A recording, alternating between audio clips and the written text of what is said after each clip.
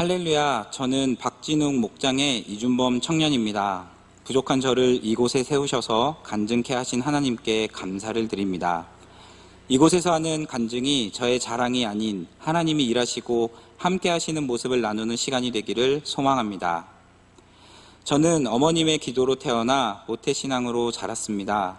초등학교 1, 2학년쯤 동네형의 전도로 집에서 가까웠던 이곳 오병이어 교회에 다니게 되었습니다. 지금부터 오병이어 교회에 다니면서 느낀 하나님의 간섭하심에 대해 말씀드리겠습니다. 빨간불일 때 횡단보도를 건너려고 하면 3, 4살짜리 아이가 맞은편에 서서 세상 순수한 눈으로 저를 바라보아 차마 횡단보도를 건널 수 없게 됩니다. 또는 회사에서 일이 많아 수요 기도회를 참석하기 어려울 것 같은데 하는 날에도 그날따라 팀장님이 일이 많으니 오늘은 그냥 빨리 들어가고 목요일에 야근하자는 식으로 수요 기도회에 갈 수 있도록 시간과 환경을 열어주는 경우를 많이 경험했습니다. 한참이 지나고 나서야 이것이 성령님께서 언제나 나의 죄를 깨닫게 하시고 선한 길로 인도하시는 것임을 담임 목사님의 설교를 통해서 깨닫게 되었습니다. 깨닫게 해주신 담임 목사님 감사합니다. 다음은 신앙생활하면서 말로 은혜를 까먹었던 사례입니다. 청년부에서 1년 동안 서기 임원을 맡은 적이 있었습니다. 처음 하는 임원이라 잘 몰랐기에 담임 목사님 설교 말씀처럼 이번 1년 동안은 충성된 일꾼이 되자 하는 마음으로 시키는 일들은 열심히 하려고 노력했습니다. 어느덧 1년이라는 시간이 지나갈 무렵 부장지사님께서는 임원들에게 내년 사역은 어떤 것을 하고 싶은지 물어보셨습니다. 한 사람 한 사람 물어보시다가 제 차례가 되었을 때 당시 세상에서 유행하던 신조어를 쓰며 이렇게 대답했습니다. 올 한 해 열심히 일하고 했으니 내년에는 잠수 탈 예정입니다. 지금 생각해보면 1년 동안 열심히 하나님 일 하면서 복받을 일을 해놓고 왜 그런 말을 했을까 참 안타깝지만 그 당시에는 무엇을 잘못 말했는지 잘 몰랐습니다. 결국 다음 해부터 제 입에서 나온 말대로 정말 잠수 타듯이 조용히 다녔습니다. 매주 3, 4회 이상 성실하게 예배 드렸던 것마저 이러저러한 사정들을 핑계로 일주일에 한 번만 간신히 예배 드리게 되었습니다. 이때라도 잘못한 것을 깨달았다면 좋았을 텐데 저는 말로 다시 한번 죄를 짓게 됩니다. 그렇게 2, 3년이 흘렀고 저는 다시 서서히 토요일 청년 예배와 주일 예배를 회복하기 시작했습니다.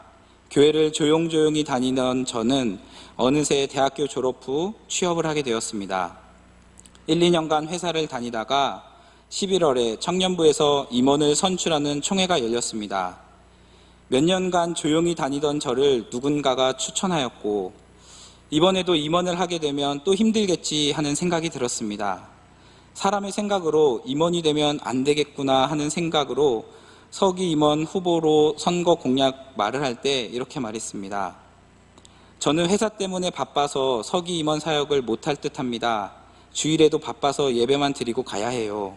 하며 말실수를 하게 되었습니다.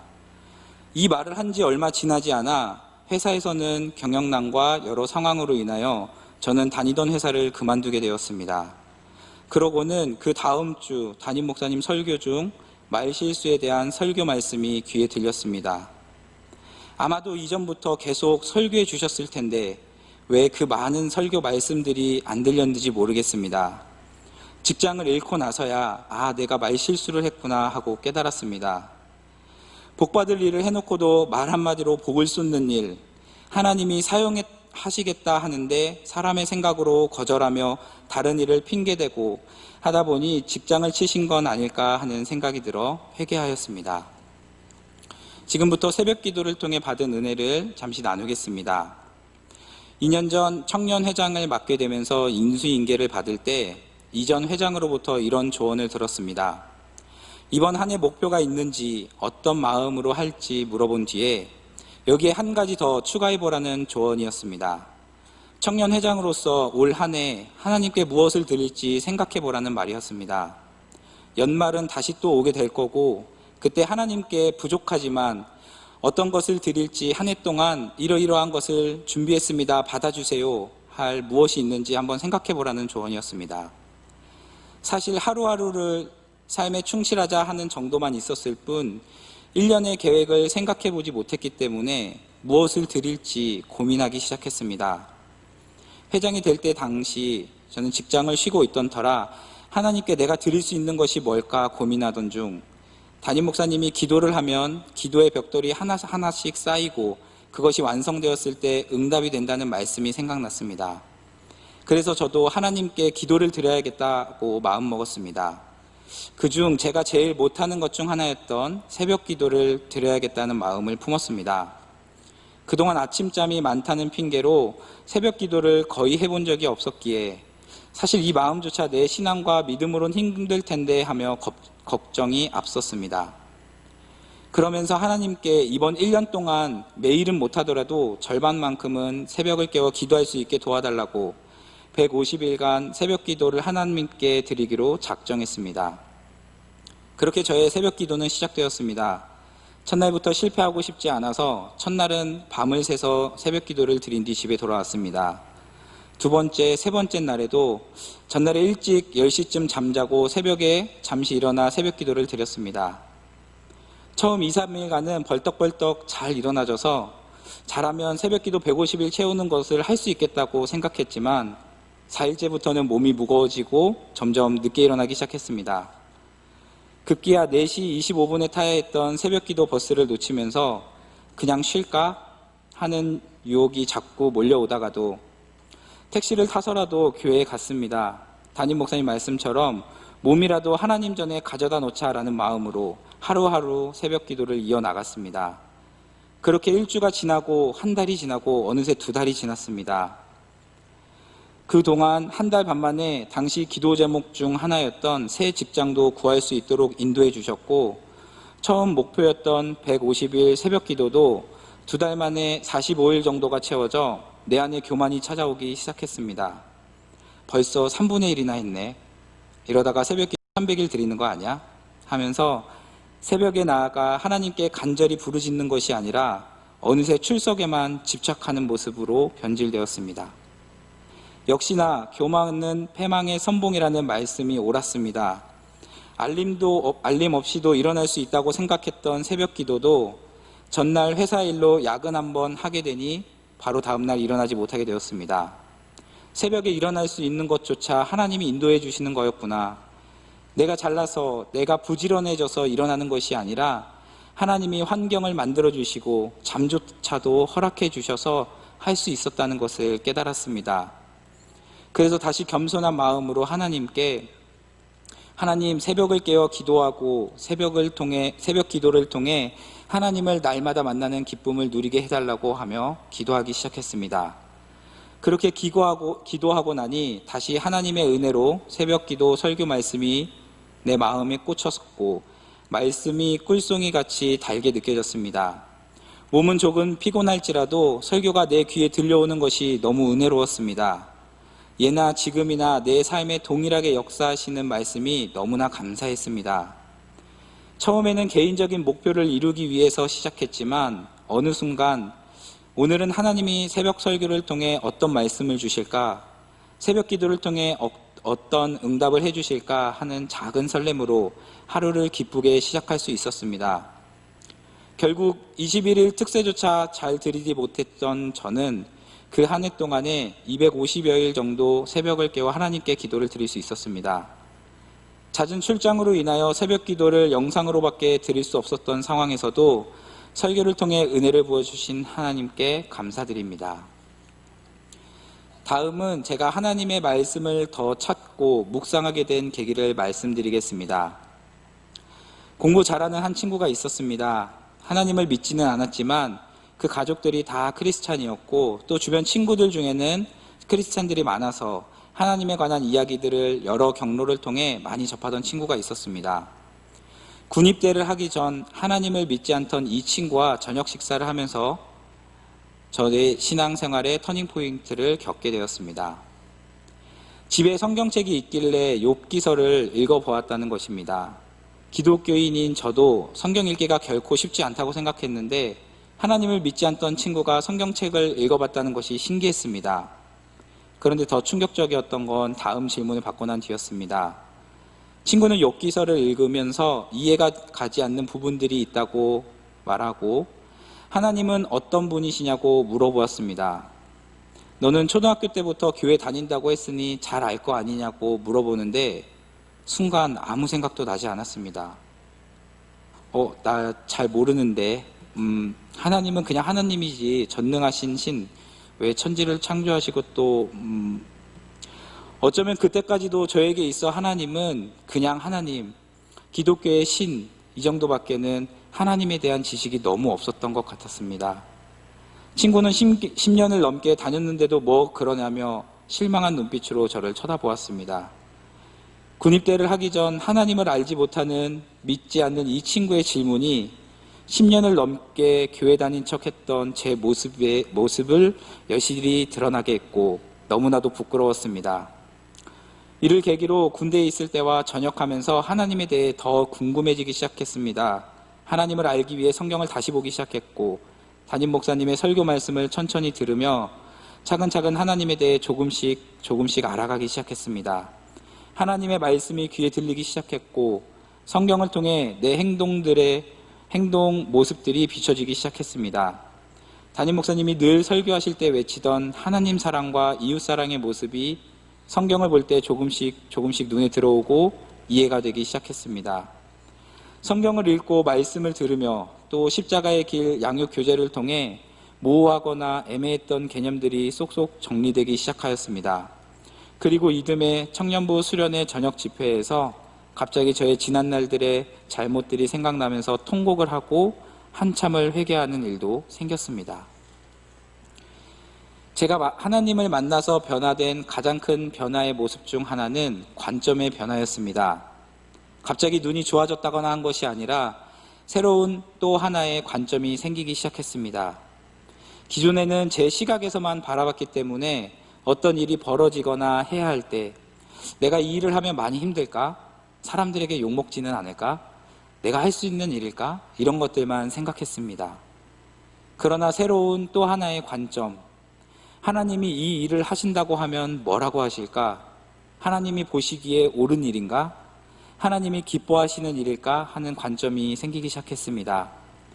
사실 늘 담임 목사님의 설교를 통해 듣고 배우고 했음에도 불구하고 제 삶에서는 적용하지 못했던 말씀이었습니다. 하나님의 자녀라면 너무나도 당연하고 특히 우리 오병이어 교회를 다니는 성도님들이라면 담임 목사님의 설교 말씀을 조금만 듣고 했더라면 누구나 알만한 내용일 테지만 저에게는 그 당연한 일이 제 삶에 적용해 보기 시작한 일이 불과 얼마 되지 않았습니다. 이 관점이 생기고 보니 일상에서 행하던 행동들과 생각들이 다른 한켠으로는 하나님이 기뻐하시는 일인지 하나님이 싫어하는 일인지 생각해보는 관점을 적용하여 판단하고 행동하게 되었습니다.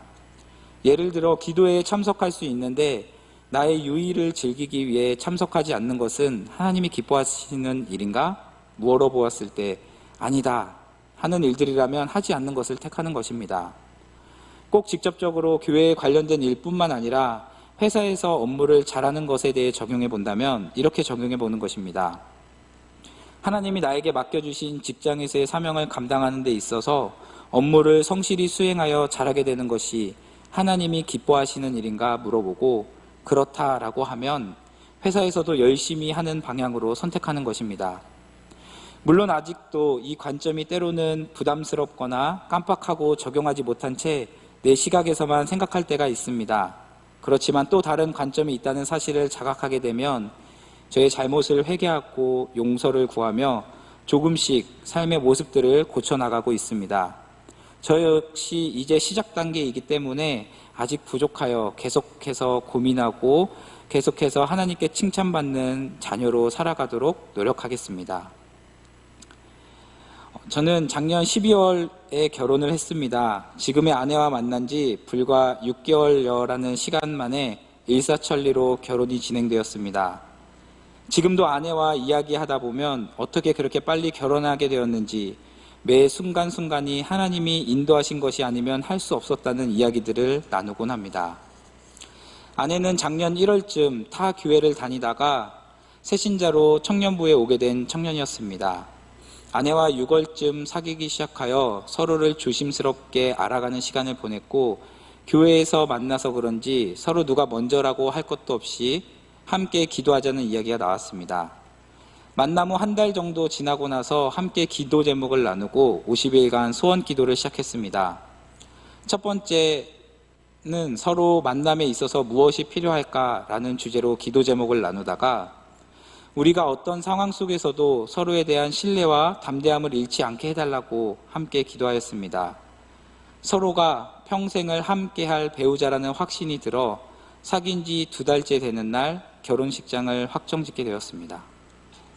우리 두 사람은 소원 기도를 통해 응답받게 된 것이 신기하여 계속해서 다음 소원 기도를 하기 시작했습니다. 두 번째 소원 기도 제목은 신혼집을 구하는 것이었습니다. 사실 모아놓은 돈이 없던 우리 부부는 더 간절히 기도할 수밖에 없었습니다. 그런데 놀랍게도 마음에 들었던 집 주인이 알고 보니 아내가 이전에 교회에서 알던 권사님이셨고, 시세보다 더 저렴한 가격으로 전세를 구할 수 있었습니다. 그 후에 은행 대출도 순조롭게 풀려 큰 금액을 해결하였고, 심지어 매달 지출되는 이자만큼 회사에서도 월급이 올라 신혼집을 구하는 기도 제목이 하나하나 이루어졌습니다. 그리고 결혼 전 마지막 기도 제목이었던 담임 목사님 주례로 예배식 결혼을 진행하는 것 또한 감사하게 이루어 주셨습니다. 아내 쪽 집안에서는 아내 말고는 아무도 하나님을 믿지 않아 기독교에 대한 반발이 심한 가정이었습니다. 그래서 장모님께서는 내심 주례 없는 결혼식을 진행하기를 원하셨습니다. 하지만 소원 기도를 하면서 부모님을 설득하였고, 너무나 감사하게도 허락을 받아 하나님의 축복 안에서 결혼할 수 있었습니다. 다음은 전도한 사례는 아니지만 목장원들을 잘 케어하면서 전도로 이어왔던 사례를 말씀드리겠습니다.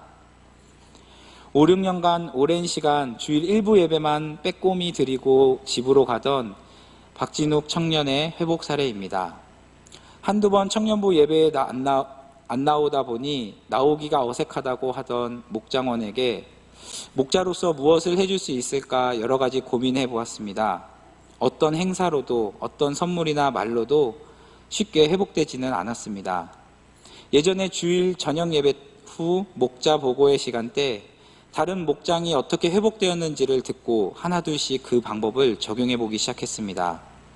일부 예배만 드리는 목장원을 만나기 위해 저도 함께 일부 예배를 같이 드리기 시작하여 예배 후 목장 모임 갖기 시간이 없어서 포터볼리를 다 못하는 경우에는 중보기도는 꼭 빠지지 않고 중보기도 해주기, 그리고 시간이 날 때마다 목장원들의 삶의 현장에 찾아가 하나님 이야기를 나누며 케어했더니 조금씩 마음을 열고 청년부 예배에 나오기 시작했습니다.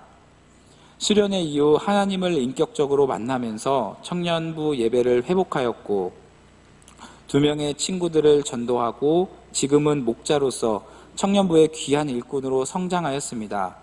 결국 세상의 방법들보다는 먼저 하나님을 알게 하고 만나게 하는 것이 중요하다는 것을 새삼 깨닫게 되었습니다. 다음은 교회에 오면서 청년들을 피하기 바빴던 전두수 청년의 회복 사례입니다. 매주 주일 3부 예배를 드리고서 청년 예배는 드리지 않던 청년이 있다는 소식을 들었습니다. 이전에 박유진 집사의 소개로 알게 된 전두수 청년과 인사를 나누며 관계를 맺기 시작했습니다. 목장원으로 편성되어 연락을 드렸지만 처음에는 3부 예배 때가 아니면 저조차도 잘 보기 힘든 경우가 많았습니다. 하지만 꾸준히 연락을 하고 관계를 맺다 보니 점차 변화되어 새가족 학교를 열심히 수료하였고, 목장에서도 마음을 열고 다른 목장원들과 관계 맺기를 시작하여 잘 정착할 수 있었습니다. 목장 모임 때 삶과 기도 제목을 나누며 준비 중이었던 이직 문제를 놓고 함께 중보기도 하였습니다. 하나님의 은혜로 중보기도가 응답을 받아 이직한 후 더 신앙이 성장하여 지금은 교회 주차부 봉사도 시작하였고 청년부 미디어팀 활동도 열심히 하고 있습니다. 또한 틈틈이 삶 시리즈를 양육받으면서 점차 믿음도 자라 전도의 열매까지 맺게 되었습니다. 한 영혼이 회복하니 또 다른 영혼들이 회복되었습니다.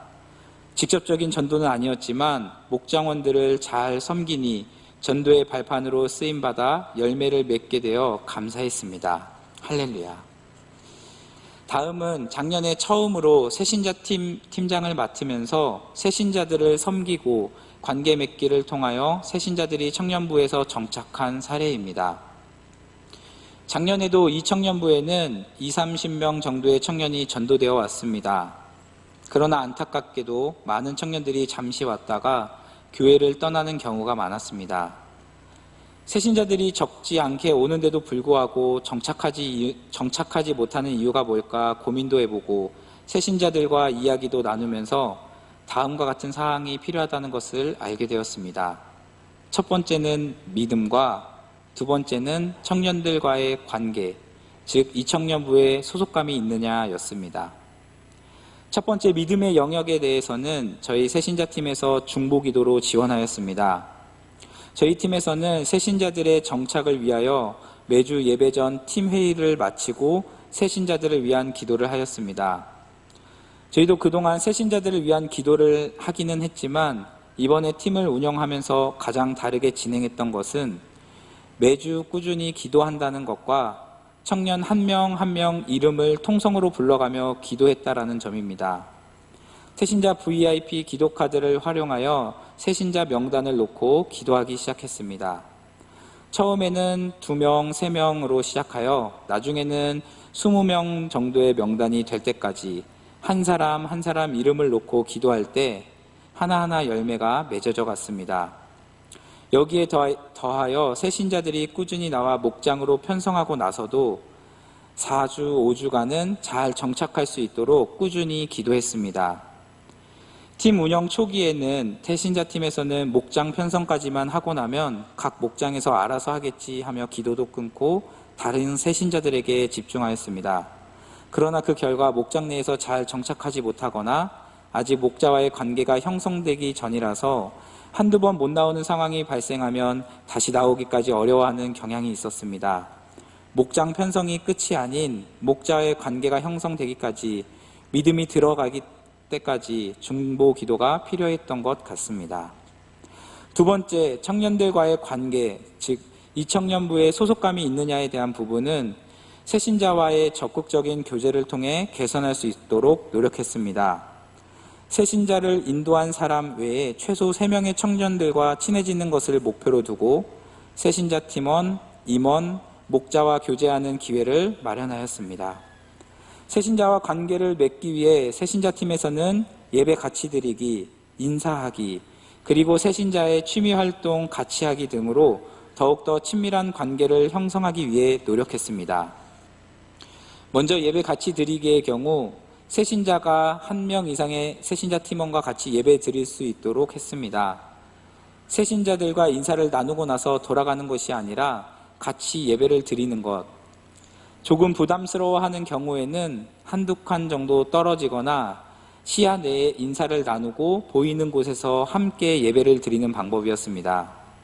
나중에 목장으로 편성되고 난 후에도 같이 예배드리기를 목자들에게 요청하여 혼자 예배드리지 않도록 지속적으로 관계 맺기를 진행하였습니다.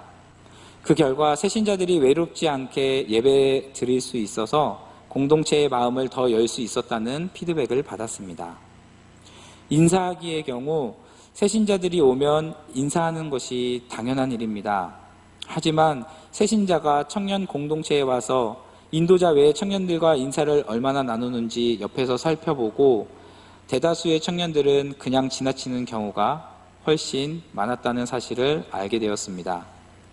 반갑게 인사를 나누고 싶어도 사실 아무 접점조차 없는 사람에게 다가가기란 쉽지 않았다고 합니다. 그래서 새신자의 취미 활동 같이 하기 등으로 접점을 마련하고자 노력했습니다. 그래서 말하는 대로라는 새신자들의 취미 활동을 같이 하는 번개 모임을 만들었습니다. 새신자의 취미를 물어보고 청년부 행사와 겹치지 않은 날짜를 선택하여 새신자와 함께 청년들이 취미 활동을 같이 하는 행사입니다. 한번 번개 모임을 할 때마다 새신자 1명과 10명 내외의 청년들이 모여 볼링치기, 영화 보기, 식사하기 등 다양한 활동을 했습니다. 이런 번개 모임을 7회 이상 진행하면서 새신자와 청년들 간의 접점이 형성되었고 교회에서 만날 때 훨씬 더 수월하게 인사를 나누며 관계를 맺었습니다. 이를 통하여 새신자들이 자연스럽게 이청년부에 소속감을 갖고 신앙생활을 하였습니다. 감사하게도 이런 활동을 통하여 작년 한 해 동안 총 25명의 청년들이 4주 이상 청년 예배에 출석을 하였고 그중 10명의 청년들은 청년부에 잘 정착하여 목장 편성은 물론 여러 모임에도 잘 참여하고 있습니다.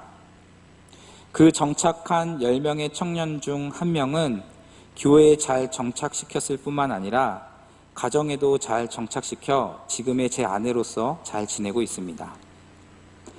마지막으로 저의 비전을 말씀드리겠습니다. 저도 이제 결혼을 하게 되어 이청년부에서도 잘 마무리하고 장년부로 이동하게 될 텐데 장년부에서도 잘 정착하여 지금보다 더 하나님을 기쁨으로 섬기는 가정을 꾸리도록 노력하겠습니다. 또 아직 하나님을 잘 모르는 가족 전도에도 힘써서 가족들이 예수님을 믿고 구원받을 수 있도록 전도하겠습니다. 긴 시간 부족하지만 끝까지 들어주셔서 감사합니다.